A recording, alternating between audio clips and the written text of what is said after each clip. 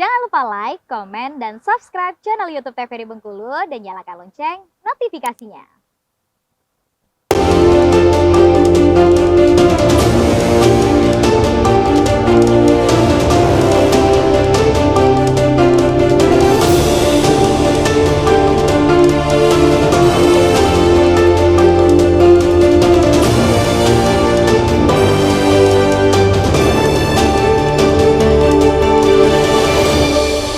Terima kasih Anda masih menyaksikan Berendo TVRI Bengkulu dengan tema kita hari ini masih sama ya terkait dengan pengurusan piutang daerah. Tadi kita sudah bahas bersama ya terkait dengan contoh sederhana piutang di berbagai daerah.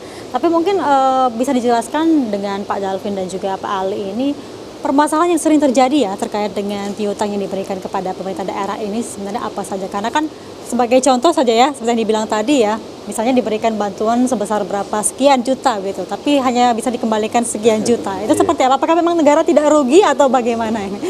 Jadi gini Mbak, masalah piutang itu memang secara prinsip ya, itu kehadiran negara untuk mensejahterakan rakyatnya. Jadi negara hadir, memberikan bantuan, tapi dengan kompensasi mereka juga harus mengembalikan bantuan tersebut. Ya, gitu. Ranahnya adalah bahwa ternyata pada waktu pengembalian ada kesulitan atau ternyata macet, memang itu bagian dari resiko dari penyaluran bantuan, bahwa tidak semua bantuan yang disalurkan itu bisa 100% akan kembali. Prinsipnya adalah bahwa kehati-hatian dalam penyaluran piutang daerah, dalam hal ini mungkin dana bergulir atau pinjaman itu memang memperhatikan juga kelayakan usaha selain latar belakang dari si penerima bantuan. Apakah terjadinya nanti macet atau enggak? Ya itu nanti suatu proses pengelolaan manajemen dari usaha dari yang penerima bantuan itu. Yang kita fokuskan adalah bagaimana mekanisme penyelesaian bantuan piutang macet itu kepada pemerintah daerah.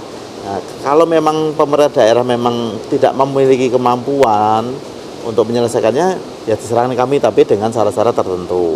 Tetapi kalau memang pemerintah daerah ingin menyelesaikan secara internal, dilakukan dengan cara tertentu. Di antara nilainya di bawah 8 juta, tidak didukung barang jaminan atau dokumen mendukungnya. Mekanismenya tetap harus ada penagihan sampai itu optimal. Setelah optimal, baru diajukan SK penghapusan pada kepala daerah. Dengan sistem penghapusan seperti itu diharapkan pencatatan laporan keuangan daerah itu ke depannya akan menjadi bersih. Bersih dalam arti itu tidak ada pencadangan piutang lagi karena sudah dihapuskan. Jadi di ke depan APBD ke depan daerah bisa dimungkinkan untuk penyediaan piutang baru untuk disalurkan kepada masyarakat yang membutuhkan sesuai dengan kriteria yang ditetapkan oleh kepala daerah. Itu bisa macam-macam, Mbak. Ternyata dari dinas pertanian atau dari dinas peternakan atau dari dinas koperasi, semua itu untuk bergerak. Kalau kita bicara lebih koridor yang lebih luas ya, sekarang udah ramai pemberdayaan UMKM. UMKM itu bisa berkembang rata-rata ada selain dari manajemen mereka sendiri adalah bantuan modal. Nah, bantuan modal inilah yang kita perhatikan benar-benar, apakah itu sekedar untuk dia untuk melangsungkan kehidupannya, apakah untuk memperbesar usaha dia. Nah, itu ya. Kalau dalam perjalanan usahanya itu ada mismanagement atau itu bagian dari risikonya gitu. Kurang lebihnya seperti itu, Mbak. Apalagi UMKM ini juga kalau di bank itu ada kredit usaha rakyat ya Pak ya, ada KUR juga ya Pak yang juga membantu mereka untuk memang andalan ekonomi kita memang ditopang selain dari industri yang besar yang existing, ya itu masyarakat, dari pemberdayaan masyarakat UMKM itu, karena itulah yang usaha padat karya yang menyerap masyarakat dan langsung berimbas kepada masyarakat luas gitu loh, Mbak.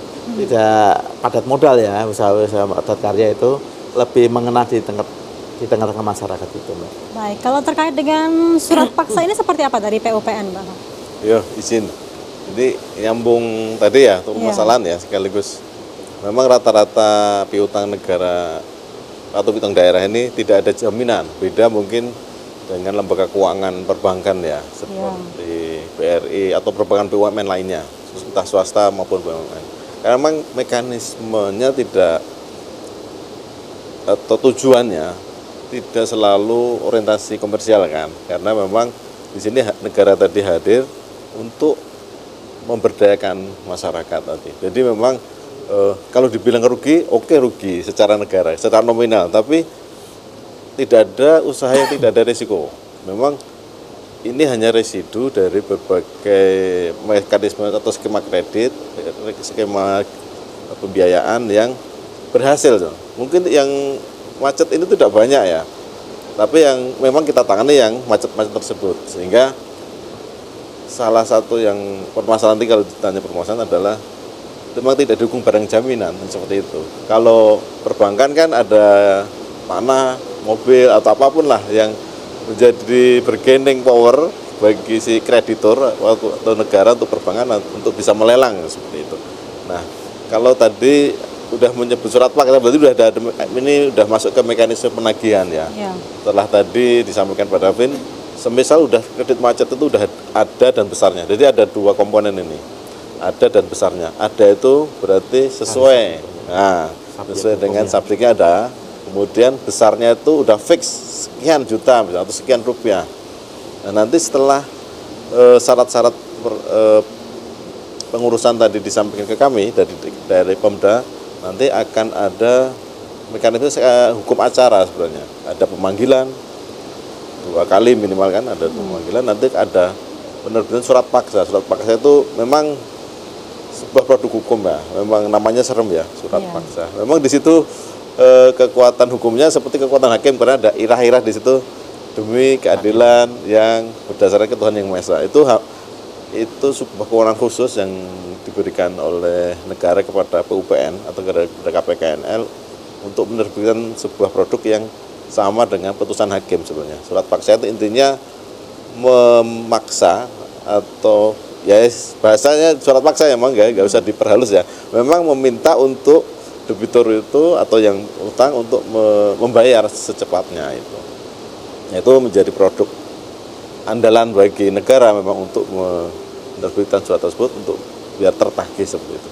Sebenarnya kalau ada jaminan nanti akan ada penyitaan dan pelelangan. Nah, nanti kalau tidak ada jaminan maka akan ada penelusuran harta kekayaan lain sebenarnya. Ada secara mekanisme bisa diizinkan seperti itu. Kecuali nanti terhadap debitur-debitur yang memang secara ekonomi tidak mampu seperti itu. Ada mekanisme khusus dan negara kembali hadir di situ untuk bisa melindungi warganya. Berarti penghapusan itu tidak serta-merta diberikan ya Pak ya?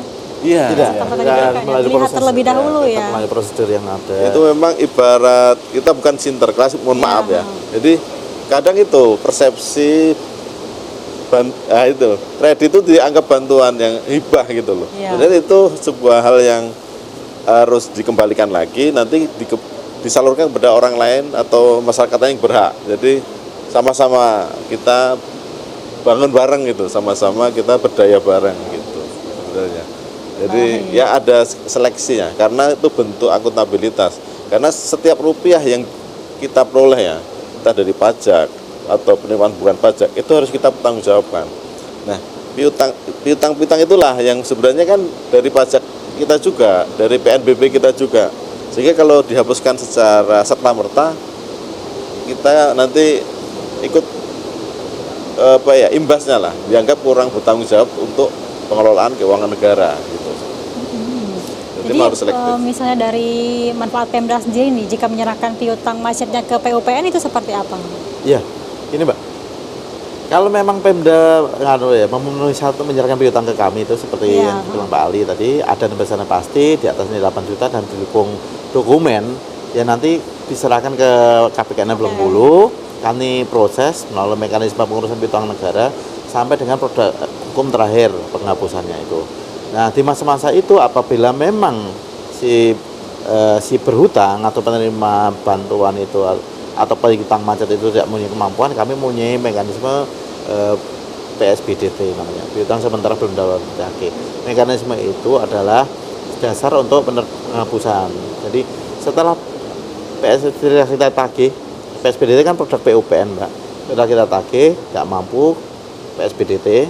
Nah, proses itu setelah 2 tahun baru diterbitkan hapus mutlak. Mekanisme hapus mutlak itu harus melalui perjalanan bahwa dia harus bersyarat dulu. Nah, bersyarat itu kami akan melakukan intensifikasi lagi. Apakah benar si penerima itu tidak punya kemampuan? Yang pertama ya secara ekonomi. Kedua, alamatnya sudah nggak ada atau pindah, yang tidak diketahui keberadaannya, dan itu dibuktikan oleh kepala desa. Kalaupun dia tidak mampu, ya paling nggak dia punya kartu keluarga miskin atau terdaftar DTKS. Nah, itulah dasar-dasar kami untuk melakukan penghapusan. Nah, penghapusan itu memang menjadi kewenangan dinas, diusulkan ke kantor wilayah DJKN, tetapi rekomendasi PSBDT ini dari kami. Jadi mereka itu dalam hal ini adalah Pemda hanya kayak meneruskan aja putusan kami untuk dihapuskan. Nah, tapi mekanisme penagihan itu tetap di kami semua. Itu untuk memenuhi yang piutang yang memenuhi syarat itu syarat kami. Tapi kalau memang tidak memenuhi syarat, mekanismenya adalah mekanisme yang berjalan di Pemda masing-masing. Tetap ditagih sampai dengan piutang daerah telah dinyatakan optimal PDDO yang diputuskan oleh kepala daerah. Kalau di piutang kami diputuskan oleh ketua PUPN namanya PSBDT. Nah, mereka namanya PPDDO. Nah, itulah. Baik, Pak Tarvin dan juga Pak Eli, kita jeda dulu. Nanti kita bahas lagi dengan tema kita hari ini terkait dengan pengurusan piutang daerah. Pemirsa, kami akan kembali setelah jeda pariwara berikut ini.